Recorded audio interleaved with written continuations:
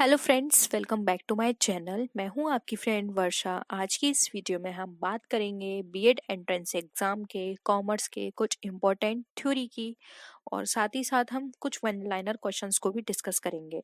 तो स्टार्ट करते हैं वीडियो को। और वीडियो आपको पसंद आती है तो लाइक कीजिए, फ्रेंड्स या शेयर कीजिए। किसी भी तरह की कोई भी क्वेरी हो तो ज़रूर बताइए, और लास्ट तक ज़रूर बने रहिएगा, क्योंकि बहुत सारी चीज़ें हैं इंपॉर्टेंट जो जहाँ से आपके एग्जाम में बहुत डायरेक्ट क्वेश्चन बनते हैं, वो हम यहाँ पर डिस्कस करेंगे। स्टार्ट करते हैं वीडियो को। Control function of management implies to take corrective course of action, या सॉरी, यहाँ पर ये क्वेश्चन है कि कंट्रोल फंक्शन ऑफ मैनेजमेंट जो है वो हमें क्या बताता है, यानी कि प्रबंधन का नियंत्रण कार्य का तात्पर्य क्या है। तो इसका मतलब ये है, जब हम किसी भी मैनेजमेंट के जो कंट्रोल फंक्शन है मैनेजमेंट का, वो उसके थ्रू ये हमें देखना होता है कि कोई भी अगर कहीं पे कमी आ रही है तो उसको टाइमली हम उसको करेक्ट कर लें, यानी कि वहां पे हम एक्शन ले लें। इसका मतलब होता है। अब हम मैनेजमेंट में आपने बहुत सारी चीजें पढ़ी होंगी, जैसे कि पोस्ट कॉर्वे, प्लानिंग, ऑर्गेनाइजिंग, स्टाफिंग। उसमें ही एक कंपोनेंट होता है हमारा कंट्रोलिंग का। तो कंट्रोलिंग इसीलिए की जाती है कि कहीं भी हमें कुछ गड़बड़ लग रही है तो टाइम रहते हम उस चीज को वहीं पर कंट्रोल कर लें, वहीं पर उसको ठीक कर लें, जिससे कि आगे और वो कोई भी प्रॉब्लम जो है वो बढ़ ना जाए। तो यहाँ पर क्या है, to take corrective course of action, यानी कि तुरंत उस पर सुधारात्मक कार्रवाई करें। ठीक है। फिर है हमारा coordination function of management M set. अब जो मैनेजमेंट का जो कोऑर्डिनेटिव फंक्शन है उसका क्या एम है, ठीक है।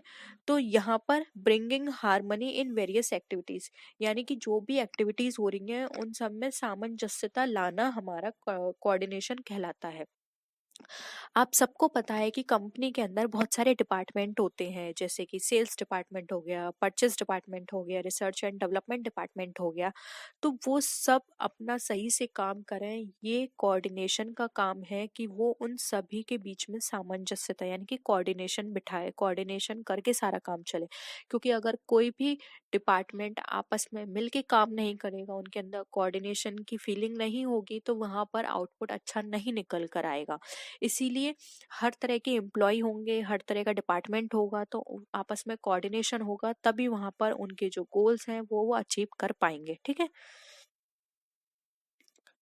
नेक्स्ट है हमारा authority flows down from top to bottom, whereas accountability flows upwards from bottom to top it is found, यानी कि अथॉरिटी हमारी टॉप से बॉटम की ओर चलती है, यानी कि ऊपर वाला जो हेड है वो अथॉरिटी है उसके पास, वो ऊपर से ऑर्डर देगा, अथॉरिटी ऊपर से नीचे चलेगी, वो ऑर्डर देगा, आपको वो फॉलो करना है। और अकाउंटेबिलिटी होती है जवाबदेही, यानी कि आपने जो काम किया है उसकी रिपोर्ट आपको ऊपर देनी है कि ये काम ऐसे है, या फिर कोई गलत भी हो गया है तो वो आपसे क्वेश्चन कर सकते हैं कि ये काम गलत क्यों हुआ, तो आपकी जवाबदेही बनेगी, आपको बताना होगा कि वो काम गलत आपसे कैसे हुआ। तो बॉटम से टॉप चलती है। तो ये किस चीज में पाया जाता है, तो ये पाया जाता है स्केलर चेन में। यानी स्केलर चेन एक तरह से यहाँ पे मेथड है, या फिर हम ये बोल सकते हैं कि एक फॉर्मेट है जिसके थ्रू ये बताया जाता है कि अगर कोई भी ऊपर से ऑर्डर आएगा तो वो ऊपर से नीचे आएगा। आपने कभी देखा है कि नीचे वाले लोग ऊपर को ऑर्डर कर रहे हैं? ऐसा कभी नहीं होता। और या नीचे वाले लोग ऊपर वाले से पूछ रहे हैं, बताइए ये आपने प्लानिंग क्यों कर दी, या फिर आपने इतना इन्वेस्ट क्यों कर दिया? ऐसा बिल्कुल नहीं होता। जो अकाउंटेबिलिटी होती है वो बॉटम से टॉप चलती है, और जो अथॉरिटी होती है वो टॉप से बॉटम चलती है। ठीक है। नेक्स्ट है Maslow needs hierarchy theory relates to. अब आप सबको ही पता है कि जो मैस्लो की जो हायरार्की थ्योरी है वो हमारी किस पे बेस्ड है, तो ये हमारी बेस्ड है मोटिवेशन पे। मैस्लो से 2 से 3 क्वेश्चंस हर बार पूछे जाते हैं, तो मैस्लो की थ्योरी अच्छे से पढ़ के जाइएगा। अब है MPO is a technique of. अब एमपीओ किसकी टेक्निक है? ये है हमारी कंट्रोलिंग की। एमपीओ की फुल फॉर्म क्या होती है? Management by objectives. ठीक है। अब ये थ्योरी क्या है, ये टेक्निक क्या है, इसको अभी हम आगे डिस्कस करेंगे। ठीक है। तो आप बस इतना समझ लीजिए, ये एक कंट्रोलिंग टेक्निक है। एज इट इज यही क्वेश्चन 4 से 5 बार आपके प्रीवियस पेपर में पूछा गया है। ठीक है। नेक्स्ट है वर्कमैन कंपनसेशन फंड इज, अब वर्कमैन कंपनसेशन फंड क्या है? तो ये एक सरप्लस की तरह है। जब भी कंपनी के पास कोई सरप्लस होता है तो वो वर्कमैन कंपनसेशन फंड एक क्रिएट कर देती है, जिससे कि अगर कोई भी कंपनी के अंदर ऐसी ट्रेजेडी हो रही है या फिर वर्कर्स का कोई एक्सीडेंट हो रहा है तो वहां पर उनको पेमेंट किया जाता है कंपनी की तरफ से। तो वो इस सरप्लस से ही दिया जाता है, इस फंड से दिया जाता है। तो वहां पर वर्कमैन कंपनसेशन फंड एक क्रिएट कर दिया जाता है। ठीक है, तो ये एक सरप्लस की तरह वर्क करता है। नेक्स्ट है on liquidation of a company first payment is made in respect of, यानी कि जब कंपनी का लिक्विडेशन होता है या कंपनी परिसमापन पर होती है तो सबसे पहले पेमेंट किसका किया जाता है? तो आप सबको पता है सबसे पहले पेमेंट किया जाएगा प्रेफरेंशियल क्रेडिटर्स का, उसके बाद रिमेनिंग का किया जाएगा, और सबसे लास्ट में किसका किया जाता है? वो होते हैं हमारे इक्विटी शेयर होल्डर्स। अगर कंपनी में सरप्लस नहीं बचता है तो उनका पेमेंट नहीं किया जाता, लेकिन यहाँ पर प्रेफरेंशियल शेयर होल्डर्स को प्रेफरेंस मिलती है और सबसे पहले पेमेंट इन्हीं का ही किया जाएगा। अब यहाँ पर हम पहले मैस्लो की थ्योरी को डिस्कस कर लेते हैं। तो देखिए मैस्लो थ्योरी का ये चार्ट है, ठीक है, ये है मैस्लो थ्योरी। इसकी तरह से इसका फॉर्मेट बनता है। अगर आप इस चार्ट के थ्रू समझाएंगे तो ये इस शेप में बनता है, ट्रायंगल में। और इसकी जो टोटल स्टेजेस हैं वो 5 होती हैं, एग्जाम में पूछ ली जाती हैं। ठीक है, कि कितनी स्टेजेस हैं? तो 5 स्टेज होती हैं। Physiological, safety, love and belonging, esteem, और सबसे ऊपर होती है हमारी सेल्फ एक्चुअलाइजेशन। देखिए फिजियोलॉजिकल जो होती है वो हमारी बेसिक नीड भी हम इसको बोलते हैं, जैसे कि breathing, food, water, sex, sleep, homeostasis और एक्सक्रीशन। ये सारी हमारी क्या है? बेसिक है। फूड, ब्रीदिंग, वाटर, ये सब हमारी बेसिक चीजें हैं। ठीक है, वहीं अगर हम इससे थोड़ा ऊपर चलते हैं, थोड़ा हमारा जो एस्पेक्ट है, मॉनेटरी एस्पेक्ट, वो थोड़ा हमारा इम्प्रूव होता है, तो हम फिर सेफ्टी पर जाते हैं। जैसे कि security of body, employment safety की बात करते हैं, रिसोर्सेज सेफ्टी की बात करते हैं, मॉरलिटी की बात करते हैं, फैमिली की बात करते हैं, हेल्थ और प्रॉपर्टी की बात करते हैं। उस जब ये हमारी नीड्स पूरी तरह से सेटिस्फाई हो जाती है तो इसके ऊपर फिर हम जाते हैं लव ऑफ बिलोंगिंग पर। लव एंड बिलोंगिंग में आता है हमारे फ्रेंडशिप आती है, फैमिली आती है, सेक्सुअल इंटीमेसी आती है। तो ये सारी चीजें किसके ऊपर है? सेफ्टी के ऊपर है। यानी कि सबसे पहले आपने देखा हमारी बॉडी के लिए या हमारे लिए क्या जरूरी है? फिजियोलॉजिकल नीड, जो कि हमारी बेसिक नीड है। उसके बाद हम अपनी सेफ्टी की बात करेंगे, सेफ्टी के बाद हम लव एंड बिलोंगिंग पे जाएंगे, और उसके ऊपर आती है हमारी 4th नंबर पे एस्टीम की नीड। एस्टीम में आता है self esteem, confidence, achievement, respect of others, respect by others, यानी कि एक दूसरे की रेस्पेक्ट करना। ये सारा हमारा एस्टीम नीड के अंदर आता है। अब इससे भी ऊपर हम जाएंगे, जो हमारी हमें रेस्पेक्ट मिलेगा, हम दूसरों को रेस्पेक्ट देंगे, हमारे अंदर कॉन्फिडेंस आएगा, अचीवमेंट हमें मिलेगा। तो इसके ऊपर हम फिर जो हमारी नेक्स्ट नीड की स्टेज आती है वो है हमारी सेल्फ एक्चुअलाइजेशन, जो कि लास्ट स्टेज है। इसमें हम मॉरलिटी, क्रिएटिविटी, स्पॉन्टेनिटी का मतलब यहाँ पर ये है कि हम खुद के लिए, हमारे पर्सनल डिसीजन के लिए हम खुद अवेयर हैं, हम खुद किसी चीज को लेके अपने लिए जजमेंट कर सकते हैं। ये वाली जो हमारे अंदर फीलिंग आती है, यानी कि हम सेल्फ एक्चुअलाइजेशन स्टेज पर पहुंच चुके हैं। प्रॉब्लम सॉल्विंग हमारे अंदर एबिलिटी आती है। लैक ऑफ प्रिजुडाइज होता है, एक्सेप्टेंस ऑफ फैक्ट होता है, यानी कि जो रियल फैक्ट है हम उसको एक्सेप्ट करने लगते हैं इसमें। और इससे पहले नीड में हम ऐसा नहीं होता, हम सिर्फ अपनी चलाते हैं, हम जो भी फैक्ट है उनको एक्सेप्ट नहीं करते हैं। लेकिन सेल्फ एक्चुअलाइजेशन में हम फैक्ट को एक्सेप्ट करने लगते हैं। यानी कि एक्सट्रीम की है, बहुत अपर लेवल की है, यहाँ तक बहुत कम इंसान पहुंच पाते हैं। इस नीड तक सब लोग नीचे ही अटकते रहते हैं, बेसिक पर अपनी फैमिली में सुलझे हुए रहते हैं यहाँ पर। और यहाँ पर बात करें तो हर कोई अपने कॉन्फिडेंस, रेस्पेक्ट, इन सब चीजों में अटक जाता है। लेकिन यहाँ पर जब वो उन उसको ये सारी सेटिस्फेक्शन मिल जाती है, ये सारी नीड उसको मिल जाती हैं, तब वो जाता है सेल्फ एक्चुअलाइजेशन पे, जो कि हमारी हायरार्की की सबसे अपर की स्टेज है। सेल्फ एक्चुअलाइजेशन, वहां पर वो पहुंच जाता है तो उसकी जो भी मैस्लो ने नीड की बताई हैं वो सारी नीड को वहां पे वो अचीव कर लेता है। तो ये थी मैस्लो की नीड हायरार्की थ्योरी। नेक्स्ट आते हैं मैनेजमेंट बाय ऑब्जेक्टिव्स। तो पहले आप मैनेजमेंट बाय ऑब्जेक्टिव्स समझ लीजिए, ये आपके एग्जाम में बहुत पूछे जाते हैं। देखिए यहाँ पे मैनेजमेंट बाय ऑब्जेक्टिव्स की बात करें तो मैनेजमेंट बाय ऑब्जेक्टिव्स जो हैं इसको मैनेजमेंट बाय प्लानिंग भी कहा जाता है। और ये फर्स्ट कॉन्सेप्ट तो दिया था पीटर ड्रकर ने 1954 में। अब ये जो कॉन्सेप्ट दिया था वो इनकी बहुत ही फेमस बुक थी प्रैक्टिस ऑफ मैनेजमेंट, इसमें दिया था।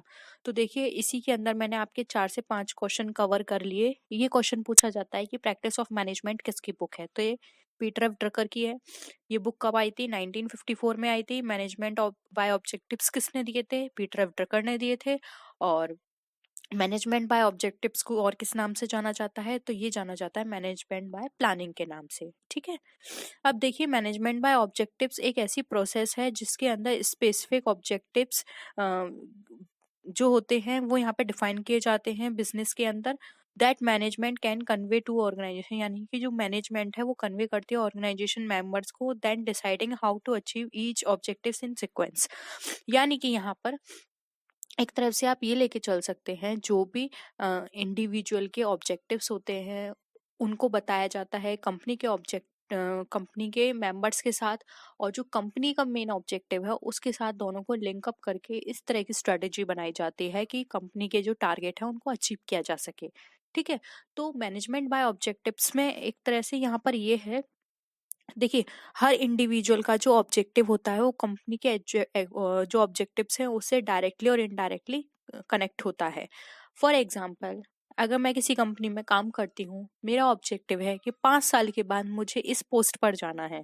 ठीक है, तो 5 साल बाद मुझे उस पोस्ट पर जाने के लिए क्या करना होगा? ज़्यादा मेहनत करनी होगी, ज़्यादा प्रोडक्शन करना होगा, परफॉर्मेंस अच्छी देनी होगी।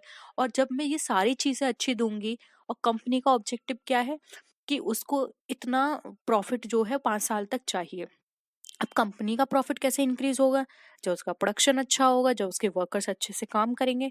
तो मेरे ऑब्जेक्टिव वो कंपनी के ऑब्जेक्टिव क्या हो गए? यहाँ पर मिल गए बिल्कुल। और यहाँ पर फिर दोनों ने मिलके अपने अपने ऑब्जेक्टिव्स के लिए काम किया, और वहां पे कंपनी का भी ऑब्जेक्टिव पूरा हो गया और मेरा भी ऑब्जेक्टिव पूरा हो गया। तो यहाँ पर यही देखा जाता है कि जो भी इंडिविजुअल के ऑब्जेक्टिव है उसको कनेक्ट किया जाता है कंपनी के ऑब्जेक्टिव से, और फिर वहां पर एक बेहतरीन तरीके से काम किया जाता है। ठीक है, तो ये मैनेजमेंट बाय ऑब्जेक्टिव के अंदर आता है। अब देखिए इसकी प्रोसेस भी है, तो आप ये प्रोसेस समझ लीजिए मैनेजमेंट बाय ऑब्जेक्टिव्स की। तो स्टार्ट ऑफ एमबीओ प्रोसेस। अब एमबीओ प्रोसेस स्टार्ट होती है सेट ऑर्गेनाइजेशन ऑब्जेक्टिव्स। सबसे पहले ऑर्गेनाइजेशन के ऑब्जेक्टिव्स सेट किए जाते हैं।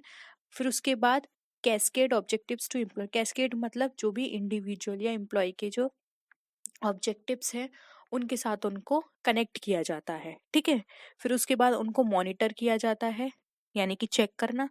ठीक है, फिर उसके बाद जो भी काम वो करेंगे उसके बेसिस पर उनको इवेल्युएट किया जाएगा कि हाँ उन्होंने कितना काम किया, किसके अकॉर्डिंग, जो भी ऑब्जेक्टिव्स है उसके अकॉर्डिंग हुआ या नहीं। उसके बाद उनको रिवॉर्ड दिया जाएगा उनके परफॉर्मेंस के बेसिस पर। और उसके बाद क्या होगा?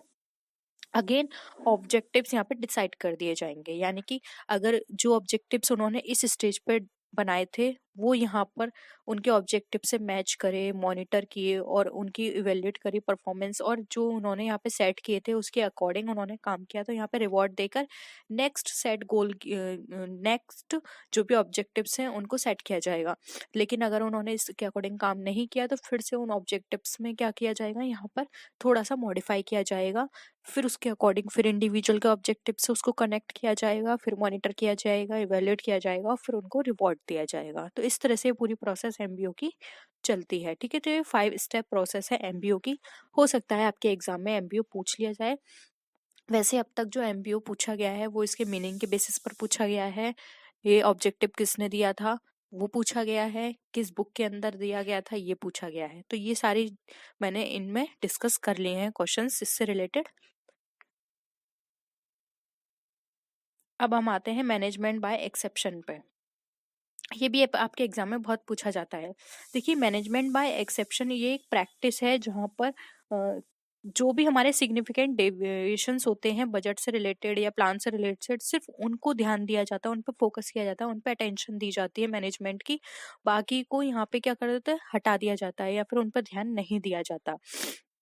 The idea behind it is that management attention will be focused only on those areas in need of action, यानी कि यहाँ पे इसका मेन पर्पस ये होता है कि सिर्फ और सिर्फ उन एरियाज पे फोकस किया जाए जो कि कंपनी के लिए सही हैं और जो कंपनी के लिए सही नहीं है उन पर फोकस ना किया जाए, इसलिए मैनेजमेंट बाय ऑब्जेक्ट एक्सेप्शंस यहाँ पे ये कॉन्सेप्ट प्रैक्टिस में लाया गया है। ठीक है, तो आई होप यहाँ पर आपको चीज़ें समझ में आई हैं, क्योंकि देखिए कंपनी के अंदर बहुत सारी चीज़ें ऐसी होती हैं जो कि मैनेजमेंट के लिए ज़रूरी होती हैं समझना, जिससे कंपनी का profit and loss direct effect होता है।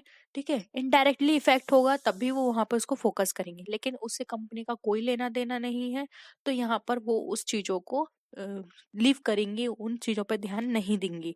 तो ये मैनेजमेंट बाय एक्सेप्शन के अंदर ये बताया गया है, तो ये एक तरह से प्रैक्टिस प्रोग्राम है। अब देखिए कुछ क्वेश्चंस देख लेते हैं, one liner. Audit adopted by banking companies. अब जो ऑडिट है वो कौन सी ऑडिट बैंकिंग कंपनी के द्वारा अडॉप्ट की जाती है?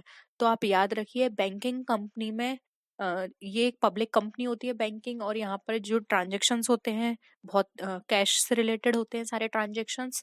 तो यहाँ पे कॉन्टिन्यूस ऑडिट होती है, क्योंकि यहाँ पे कॉन्टिन्यूसली ये चेक करना होगा कि हाँ कितना फंड आ रहा है कितना जा रहा है, तो ये सब चीजें देखने के लिए कॉन्टिन्यूस ऑडिट की जरूरत होगी, इसलिए यहाँ पर कॉन्टिन्यूस ऑडिट अडॉप्ट की जाती है। Next है to appoint new auditor in place of retiring auditor to adopt the procedure which section of Companies Act 1956 is applicable।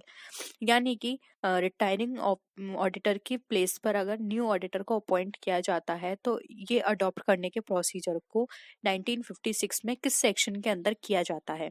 तो अगर सेक्शन की बात करें तो वो है हमारा 224। ठीक है, 224 के अंतर्गत हम कंपनीज एक्ट 1956 में रिटायरिंग ऑडिटर की जगह पर न्यू ऑडिटर को अपॉइंट करते हैं। तो ऑप्शन यहाँ सॉरी आंसर जो है वो है 224।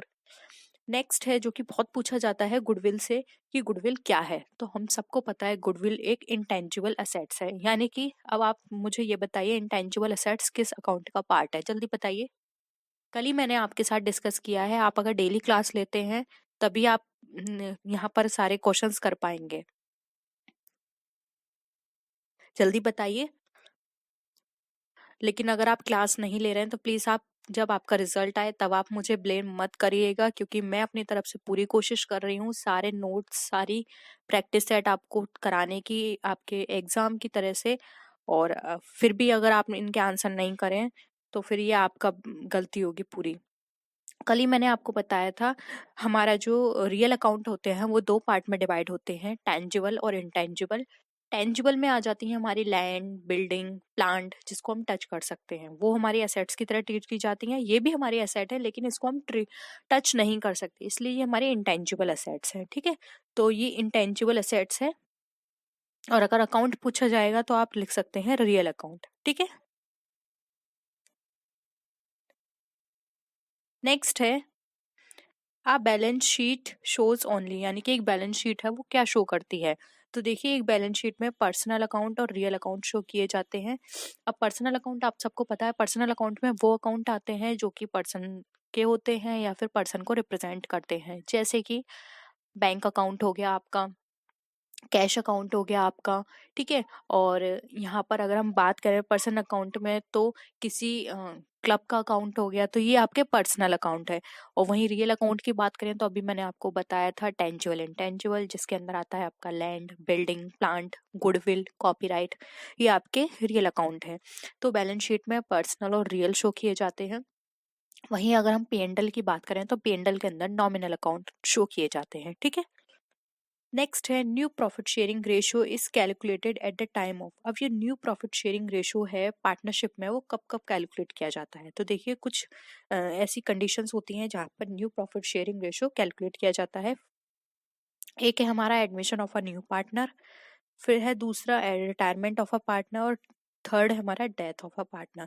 यानी कि एडमिशन होने पर रिटायरमेंट होने पर और डेथ होने पर इनमें से कोई भी केस होगा तो वहाँ पे new profit sharing ratio calculate किया जाएगा। ठीक है, फिर है कंपनी ऑडिटर इज रेस्पॉन्सिबल। अब एक कंपनी ऑडिटर किसके लिए रेस्पॉन्सिबल होगी?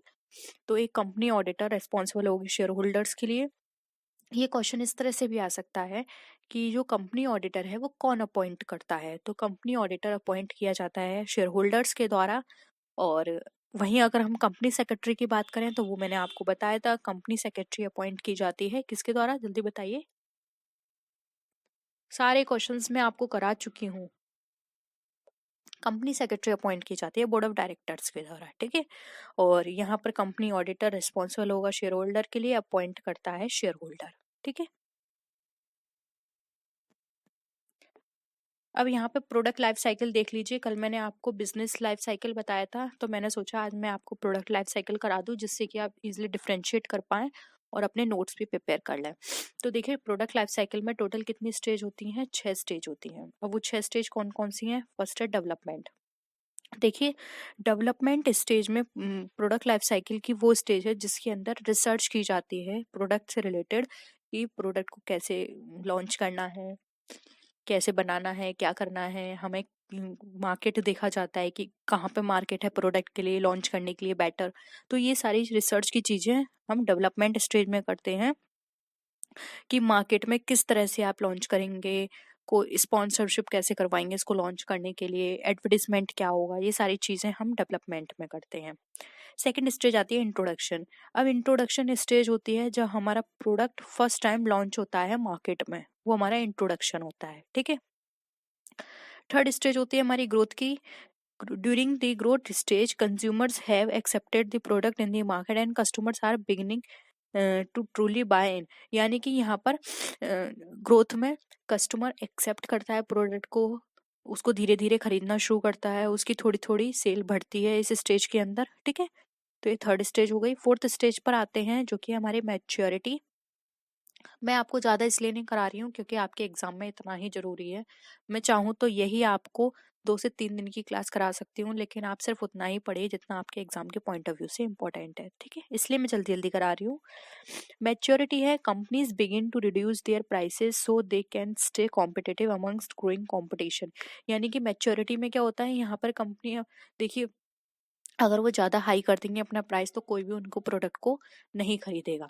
तो यहाँ पर क्या है, वो थोड़ा रिड्यूस करना शुरू कर देती हैं अपने प्राइस को, क्योंकि जिससे कि वो कंपटीशन में बनी रहे। अगर वो रिड्यूस नहीं करेंगी तो वो कंपटीशन से बाहर हो जाएंगी, फिर कोई भी उनका प्रोडक्ट नहीं खरीदेगा, ठीक है।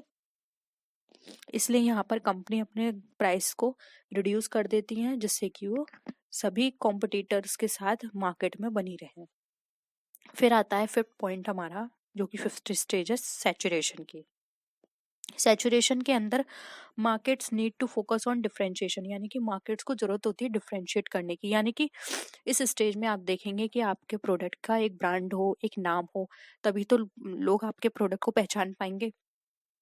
इसलिए यहाँ पे सबसे ज्यादा फोकस किया जाता है कि ब्रांड अवेयरनेस हो, आप फीचर्स ऐसे डालें जिससे कि लोग डिफ्रेंशिएट कर पाए। फॉर एग्जांपल जैसे कि आज के टाइम में हम पतंजलि है, वैसे तो अब बहुत सारे मार्केट में आ गए, लेकिन फिर भी आयुर्वेद प्रोडक्ट की बात आती है तो सबसे पहले माइंड में पतंजलि आता है। क्यों आता है? क्योंकि सबसे पहले ये कॉन्सेप्ट भी वही लेकर आए थे, ठीक है। अब और भी कंपनी लाने लगी हैं आयुर्वेद के प्रोडक्ट, बट सबसे पहले लेकर आई थी पतंजलि, तो माइंड में वही आता है हमारे। तो इस तरह से क्या है, ब्रांड इमेज बन गई, एक फीचर बन गया अलग से जिससे लोग अब आपको पहचान रहे हैं। अब ये क्यों जरूरी होता है? ये इसलिए जरूरी होता है कि लोग आप वही कंपटीशन में बने रहें, नहीं तो फिर आप मार्केट से बाहर निकल जाएंगे, कोई आपको डिफरेंशिएट ही नहीं कर रहा तो कोई आपके प्रोडक्ट भी परचेस नहीं करेगा। फिर आता है डिक्लाइन।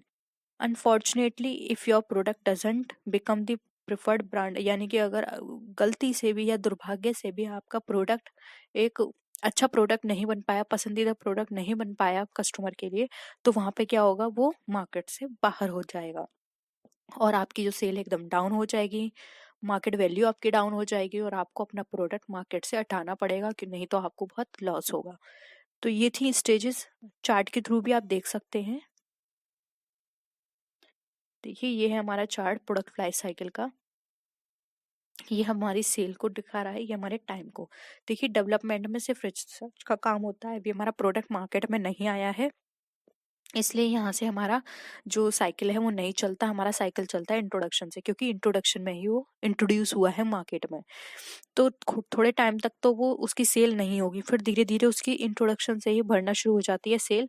ग्रोथ पर आके फिर वो और बढ़ती है, क्योंकि ग्रोथ में क्या हो रहा है, अब वो इंट्रोड्यूस हो चुका है, लोग आपके प्रोडक्ट को जान चुके हैं, अब धीरे धीरे उसकी सेल बढ़ रही है। अब धीरे धीरे जैसे ही उसकी सेल बढ़ेगी, तो आप सबको पता है जब सेल बढ़ती है ग्रोथ और मैच्योरिटी बिल्कुल साथ में होती है, यानी कि वहाँ पर कोई डिफरेंशिएट नहीं हो सकता। एक पॉइंट ऐसा आता है कि इक्वल हो जाते हैं। तो यहाँ पर आप मैच्योरिटी के अंदर जो आप देखते हो कि आप बिल्कुल मैच्योरिटी पर आ गई है, अब इससे ज़्यादा आपकी सेल नहीं हो सकती। और अगर ज़्यादा आपने इतना ही प्राइस रखा तो आप मार्केट से भी जा सकते हो, इसलिए वो यहाँ पर क्या करते हैं, प्राइस डाउन कर देते हैं। तो फिर थोड़ा थोड़ा आपकी सेल वैसी ही रहती है। लेकिन उसके बाद भी अगर आपका देखिए सैचुरेशन, अब आप ये भी कहेंगे मैच्योरिटी आ गई, डिक्लाइन आ गई, लेकिन सैचुरेशन नहीं बताया। तो सैचुरेशन बहुत ही कम टाइम का होता है। अब आप सैचुरेशन में एक चीज ये भी कर सकते हैं कि आपका प्रेफर्ड प्रोडक्ट बन गया तो आप सिर्फ वही बने रह सकते हैं, नहीं तो आप सीधे डिक्लाइन में चले जाएंगे। तो सैचुरेशन का जो टाइम पीरियड होता है मैच्योरिटी और डिक्लाइन के बीच में बहुत छोटा सा होता है। तो उसी टाइम पीरियड में या तो आप प्रोडक्ट को बचा सकते हैं या फिर आपका प्रोडक्ट वो डूब सकता है। इसलिए यहाँ पे सैचुरेशन शो नहीं किया गया है, मैच्योरिटी के बाद सीधे डिक्लाइन आया है। ठीक है। तो उसके बाद अगर सैचुरेशन को आप नहीं बना पाते प्रोडक्ट, क्योंकि प्रोडक्ट एक दिन में तो बनता नहीं है, आपने ये पूरी टाइमिंग पीरियड ली अपने प्रोडक्ट की ब्रांड बनाने में, वो नहीं बन पाई तो आपका प्रोडक्ट एकदम डाउन हो गया। ठीक है, क्योंकि एक दिन में उसकी इमेज नहीं बनेगी। तो यहाँ पर डिक्लाइन में चला जाता है और एकदम से फिर डिक्लाइन में जाएगा तो आपकी सेल डाउन हो जाएगी, इसलिए वो नीचे इस तरह से बन जाएगा उसका कार।